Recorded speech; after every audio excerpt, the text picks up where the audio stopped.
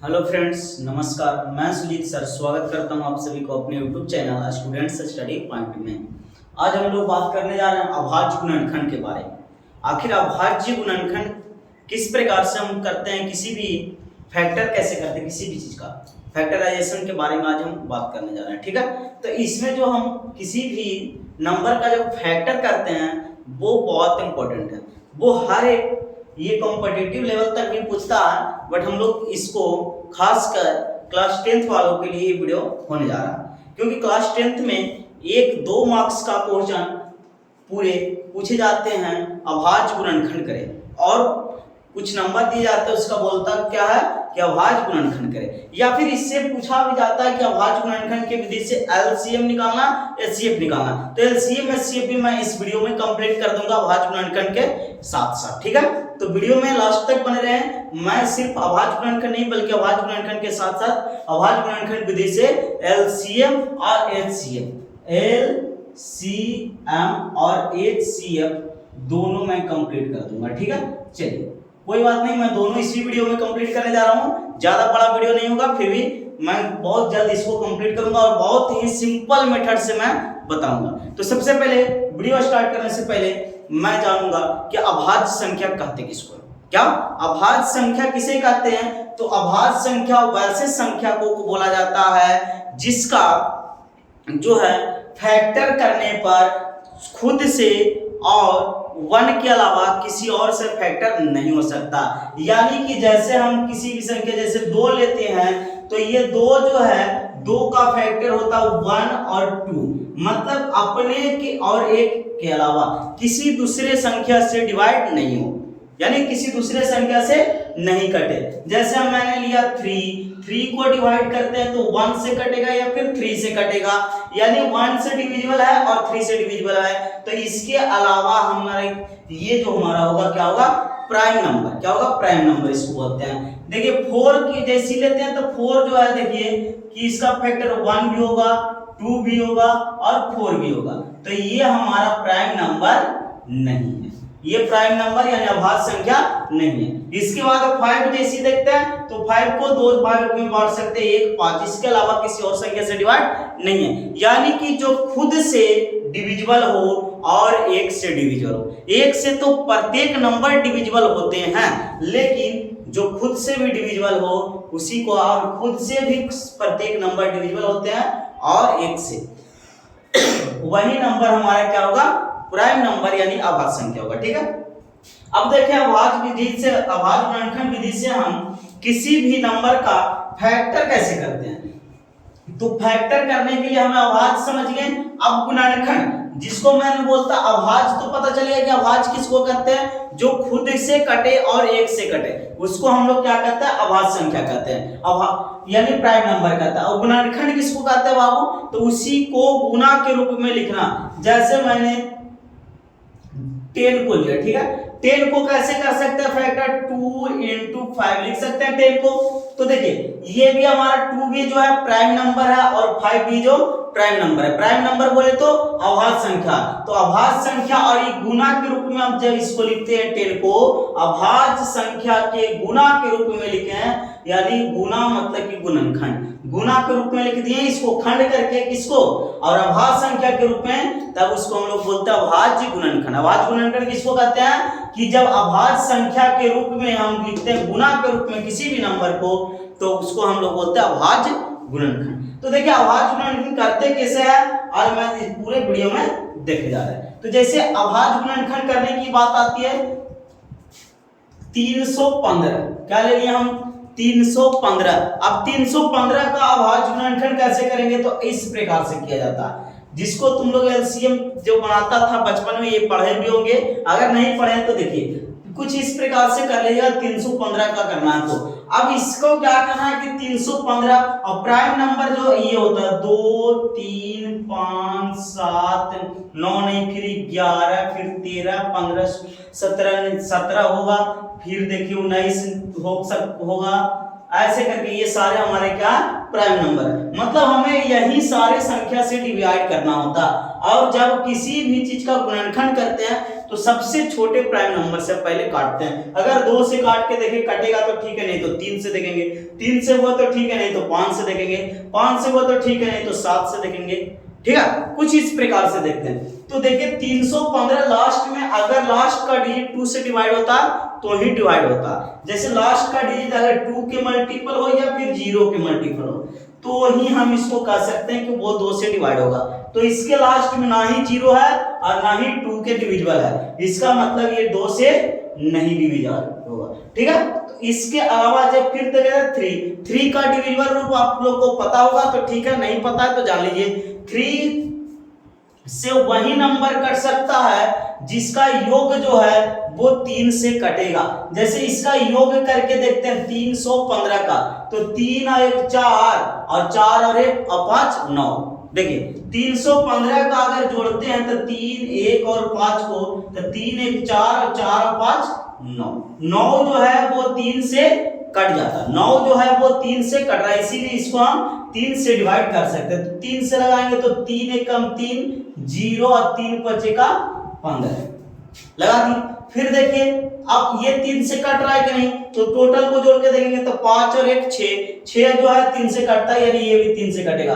3 तिहाई 9 और फिर इधर देखिए 1 बच जाएगा, 1 15 होगा, 3 5 15 35। फिर देखिए इसको 3 से लगा सकते हैं, तो देखिए 3 से नहीं लगा, क्यों? क्योंकि दोनों का योगफल जो है 8 होता है।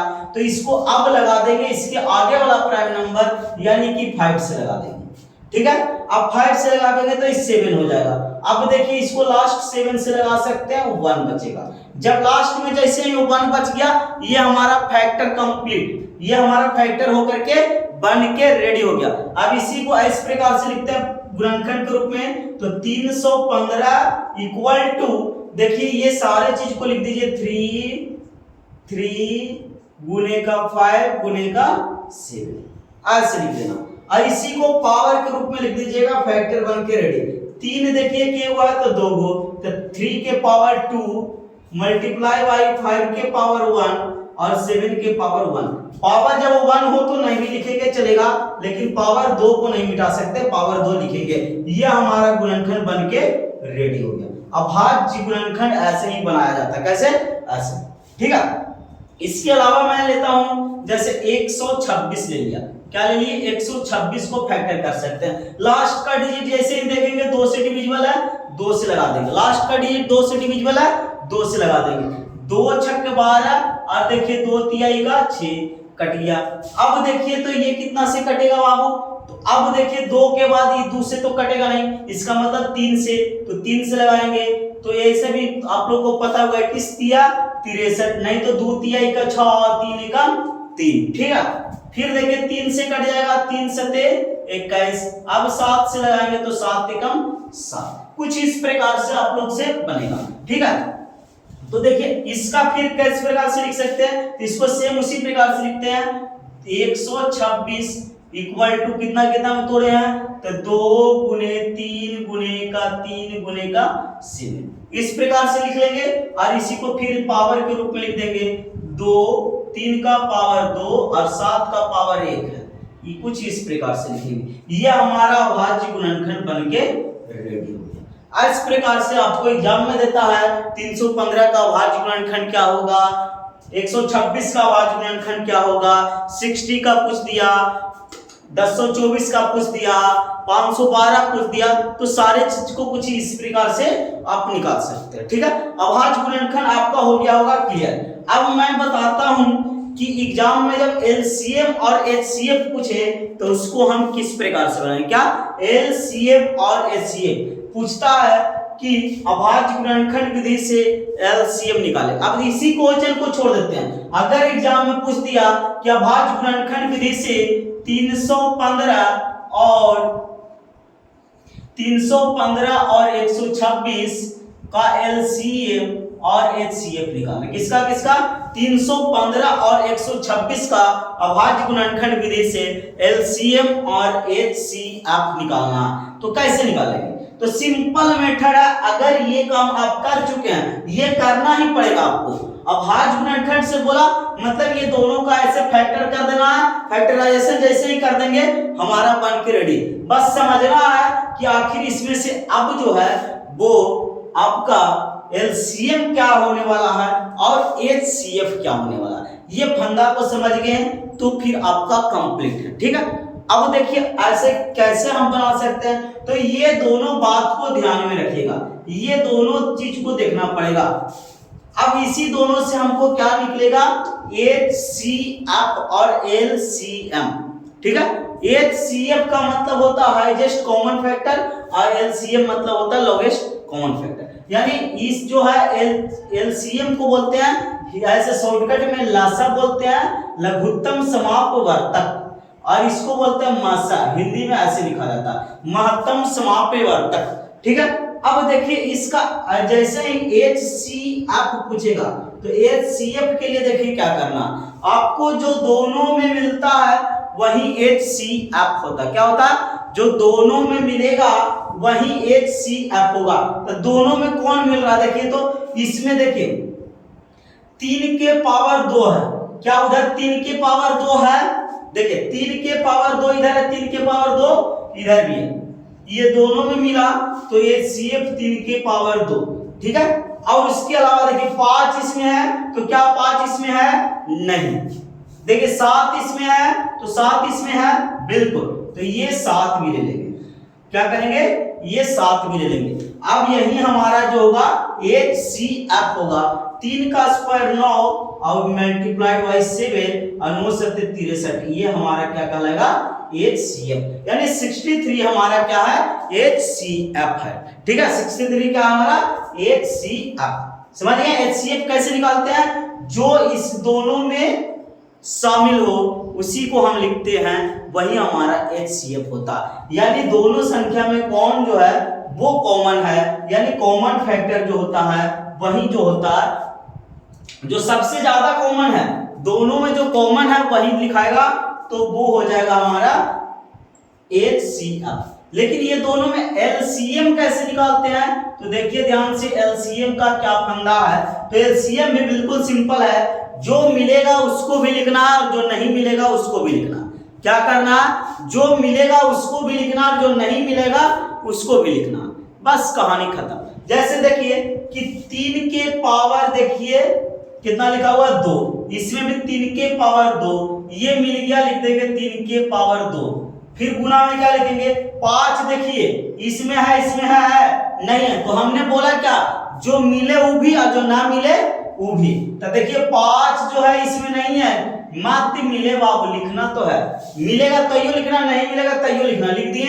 अब देखिए इसमें 7 है, क्या इसमें 7 है, तो जी 7 है, तो लिख दीजिए 7।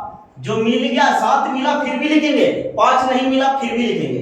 ये तीनों कहानी खत्म, इसमें एक्स्ट्रा कौन है, ये भी खत्म, और ये दो तीनों खत्म। 2 भी इसमें है तो 2 हमको इसमें लिखना पड़ेगा, ये हमारा हो जाएगा LCM, ठीक है। जो मिल रहा उसको लिखना, ये नहीं कि मिल रहा 3 के पावर 2, 3 के पावर 2, तो 3 इसको में से 2 गो और इसको में से 2 गो, 4 को नहीं लिखना, 3 के पावर 2 ही लिखना है, ठीक है। जो मिलेगा वो भी और जो नहीं मिले वो भी।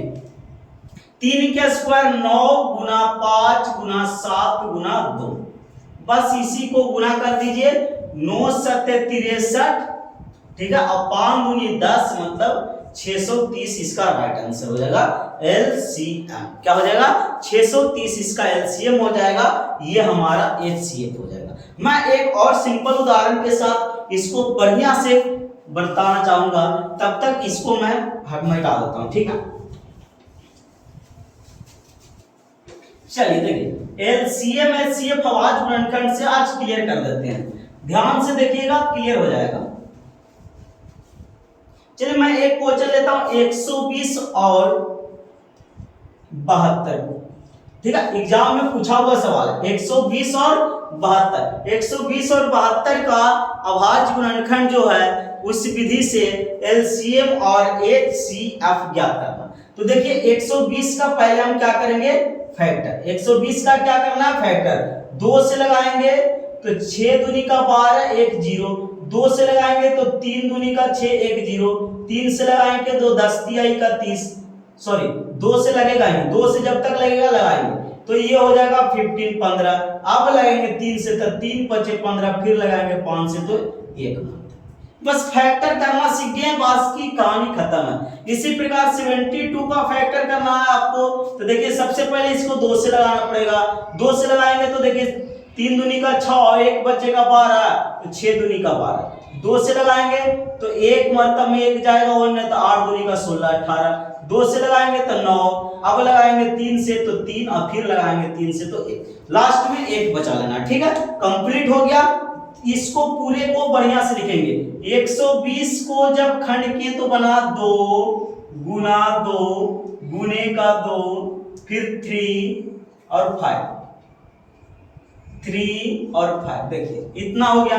उसके बाद देखिए इसको हम पावर के रूप में लिख देंगे, इसको क्या करेंगे पावर के रूप में बना लेंगे।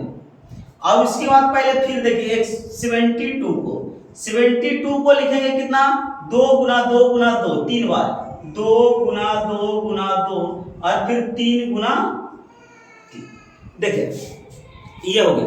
अब इसको में क्या करना है कि देखिए कि इसमें देखिए पावर के रूप में इसको मैं लिखता हूं, पावर के रूप में लिख लेंगे तो 2 का पावर यहां कितना हो जाएगा 3, फिर 1 3 है और 1 5 है, इतना ही है। अब 72 को लिखते हैं तो 2 का पावर इसमें भी देखिए 3 है, लेकिन नीचे देखिए 3 का पावर कितना है 2 है, और मल्टीप्लाई में कुछ नहीं। अब देखिए यहाँ पे कुछ लोग फंस जाते हैं कि एलसीएम है, एचसीएफ तो आसान है, एचसीएफ आराम से निकाल लेता है। बहुत सारे लोग क्या करता है जो दोनों में कॉमन है उसी को हम क्या कहते हैं एचसीएफ, जो दोनों में कॉमन है उसको हम बोलते हैं एचसीएफ। तो दोनों में कॉमन क्या क्या है बाबू, देखिए तो यहाँ पर 2 के पावर 3 यानी 2 जो है वो 3 बार इसमें भी है और 2 जो है 3 बार नीचे वाला में भी है, तो 2 के पावर 3 तो एचसीएफ होगा ही होगा। अब देखिए और कुछ मिलता है तो 1 वो 3 ऊपर है नीचे 2 वो 3 है, तो मतलब क्या है मिल कितना 3 रहा, 1 ऊपर है नीचे 2 है, मिल तो 1 ही रहा है बाबू, तो ये हो जाएगा 1। अब देखिए 5 इसमें तो नीचे 5 है नहीं तो उसको लिख नहीं सकते क्योंकि हमारा जो है एचसीएफ निकल रहा। तो देखिए 2 का पावर 3 का मतलब हो गया 9 और 3 तो 9 3 का 27, ये हमारा होगा एचसीएफ। 27 जो हमारा आया वो आया एचसीएफ। लेकिन एलसीएम हमारा कितना रहा, तो देखिए एलसीएम का मतलब क्या था कि जो मिलेगा वो भी और जो ना मिले वो भी। क्या कहना है, जो मिले वो भी और जो ना मिले वो भी। तो देखिए इसमें क्या है कि जो मिल रहा है कौन मिल रहा है, देखिए 2 के पावर 3 दोनों में मिल रहा, चलिए लिख देंगे 2 के पावर 3। बताइए इसमें क्या मिल रहा 3, ये 3 के पावर 2, मतलब क्या यहाँ पे 2 को 3 यहाँ 1 ही को 3 है, तो मिल तो रहा है वो, और फिर जब बच भी जाएगा एगो 3 वो भी तो लिखना पड़ेगा। तो पावर में जब देखेंगे ना तो सबसे हाईएस्ट जिसका पावर ज्यादा है उसको ले लेंगे। जैसे 2 देखें तो दोनों का पावर सेम था तो 2 के पावर 3 ही लिए, लेकिन अगर इसका पावर 5 रहता इसका पावर 3 रहता तो 5 पावर वाला को लेते, 3 पावर वाला को नहीं लेते। जैसे कि 3 के पावर यहाँ कितना बाबू 1, यहाँ कितना 2, तो ज्यादा पावर किसका है नीचे वाला को, तो लेंगे हम नीचे वाला को, किसको लेंगे नीचे वाला को, ठीक है। उसके बाद जो बच गया 5 उसको भी लेना, हम बोले जो मिले वो भी और जो ना मिले वो भी। देखिए ये मिला था इसको ले लिए, 3 के पावर 2 दोनों में नहीं मिल रहा था, फिर भी ज्यादा वाला को हमको लेना, 5 के पावर 1 है उसको भी लेना। अब देखिए इसी को कर दीजिए, हल हो जाएगा 2 का क्यूब 8, 3 का स्क्वायर 9 गुना 5, ठीक है।